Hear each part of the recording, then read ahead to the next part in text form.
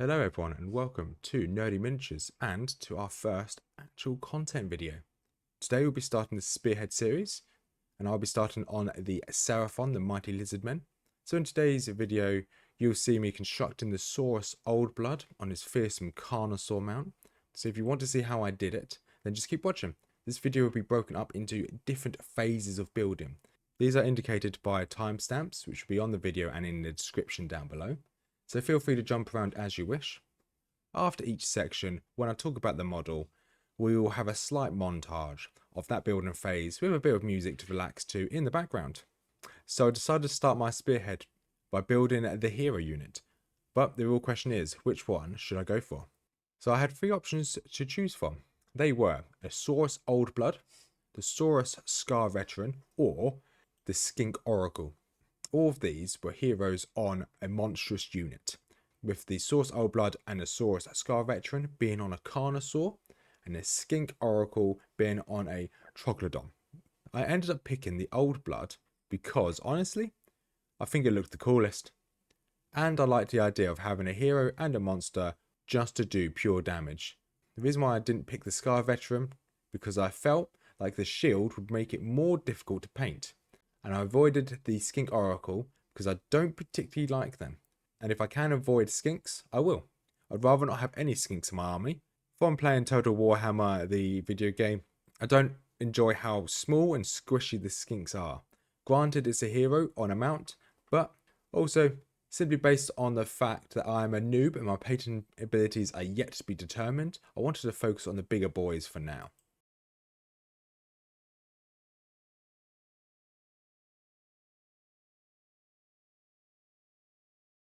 Now that I had my guy picked out, it is time to start building. I started off by building the Carnosaur. I like to say the Carnosaur was the first somewhat miniature that I have built in my adult years. But I must say I found it rather enjoyable. Once I figured out how the diagrams work and how they look in the book, I found it rather simple to follow and ran into minimal issues. Something I would do differently for the Carnosaur, however, and for all models going forward, is that I'd try and use less glue when constructing, and I'll be more careful when shaving off the excess plastic from the stencil, as when I was constructing the models, I did have some issues with the pieces not fitting together properly. Additionally, while building the Carnosaur, I did notice a discrepancy between the book and the model. This was the face and the tongue of the Carnosaur. The numbers were in fact the wrong way around. It took a couple minutes and a few educated guesses to figure this out, but we got there in the end. Additionally, one of the final stages of building the Carnosaur was putting the tail and spine on. Before attaching them, there is a huge gap left on the back of the Carnosaur. This greatly confused me, as I hadn't looked far enough ahead in the book, so I tried to close the gap by force and a lot of glue. It wasn't until I went to attach the tail and spine at the end of the build that I realised what the gap was actually used for. This is entirely a skill issue, which is going to be a reoccurring theme within this video.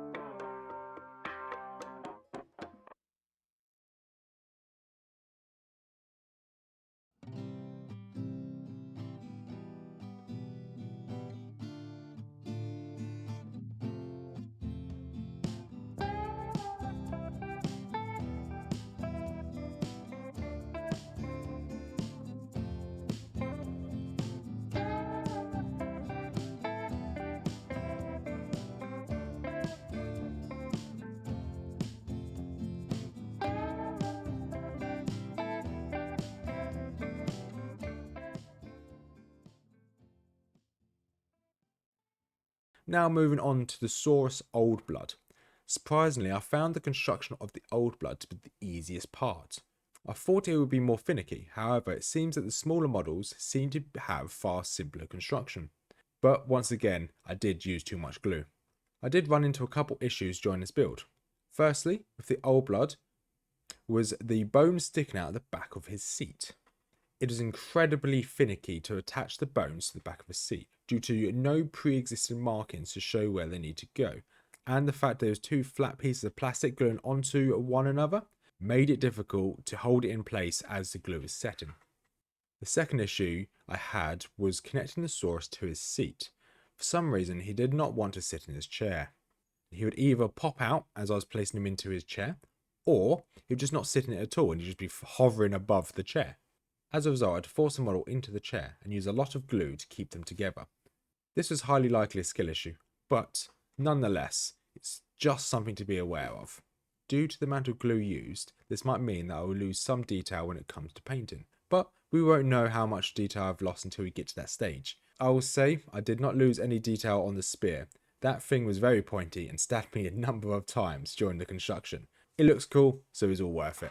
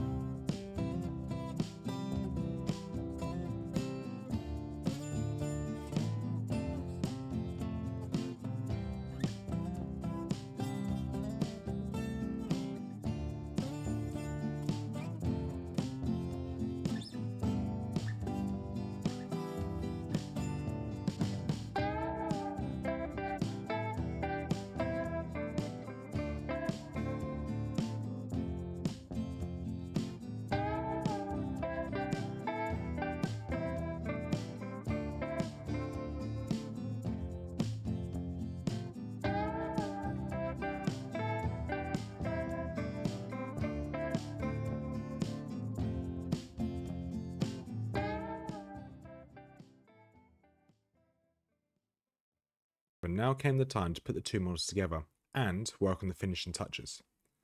This you would think would be a simple task, however, for a noob like myself, it was not.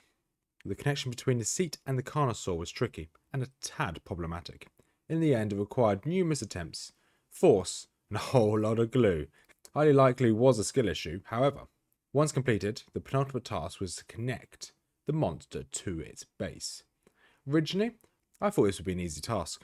However, due to the weight of the Carnosaur, the model just kept toppling over before the glue could dry. So once again, I had to apply a whole lot of pressure and patience to keep the model in place while the glue set. And now for the final step, to attach the reins from the Carnosaur to the Old Blood's hands. This was one of the most infuriating parts of the entire build. From the delicate nature of the reins and the limited direction provided from the book, I struggled to see where the reins were supposed to connect.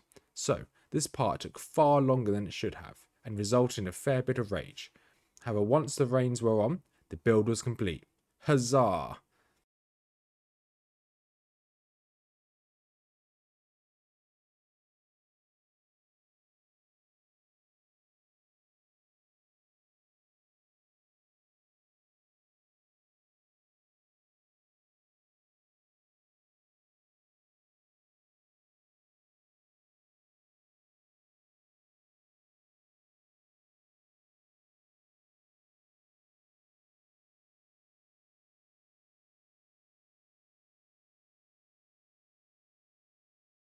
So now we've spoken about the build, let's talk about the tools we used.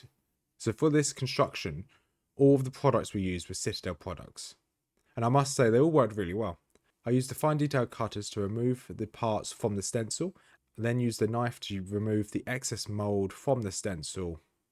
I would, however, recommend getting the mould line remover, as I did find it difficult to remove the excess plastic from the stencil, and I found that I dug into the miniature with the knife a few times and had to reshape it. I also got pretty close to my skin a few times with the knife, but luckily avoided any injuries. However, when it comes to Citadel plastic glue, it worked really well, but I will say less is definitely more. On many occasions I went far overboard with the glue, but going forward I will be using far less than I think I need. We will also probably need to invest in another file or some form of sandpaper to remove any excess glue from the figures. So if anyone knows any products that will work well for this, just let me know. So, how did I find this build? So in terms of the build, on a scale of 1 to 5, 1 being beginner and 5 being expert, I'll probably give this a rating of probably around a 2, because it had a few technical parts. However, it all was quite simple to build and definitely beginner friendly. This entire build, from start to finish, including reading the guidebook, deciding what model I was going to build, and which ones I was going to be building in the future for my Croxagors and Saurus warriors, took around an hour and a half. The entire process was enjoyable throughout, with only a couple rages. However, they're all due to my own skill issue rather than the models and the build in itself. So, all in all, I enjoyed this build. And if I had the opportunity to build this model again, I'd definitely take it. It was very enjoyable. So what will be next, I hear you all ask? The next content video you can expect from this channel will be Mrs. Nerd, as she builds her Sylvaneth hero, the Branch Witch. That video will probably be out on Wednesday. And then you can then see a collaborative video of us both on Saturday, where we work on our first installment of the Middle-earth strategy game series as we start to build our War of the Rohirrim Battle of Edoras starter set. So stay tuned for those. So that brings us to the end of today's video. If you manage to stay to the end of this video, thank you for sticking around. It is appreciated. And if you enjoyed this build, then I might recommend subscribing to the channel so you can see it being painted in the future and then seeing how it performs in battle. Down in the description below you'll find a number of links. One of them is to my channel, Rothmer Gaming, where you can enjoy videos on action RPGs, some streams, and some Total War Warhammer 3, if that tickles your fancy. Then check that out. And then another link to Mrs. Nerd's channel of One Nerd to Rule Them All, where she covers all things fantasy lore related, from Tolkien to Game of Thrones. She's going to soon start some Age of Sigmar content, so if that piques your interest, then there's a link for that also. Anyway, that will be it for us today. So I hope you have a wonderful day or night, wherever you are in the world, and as per usual, peace out.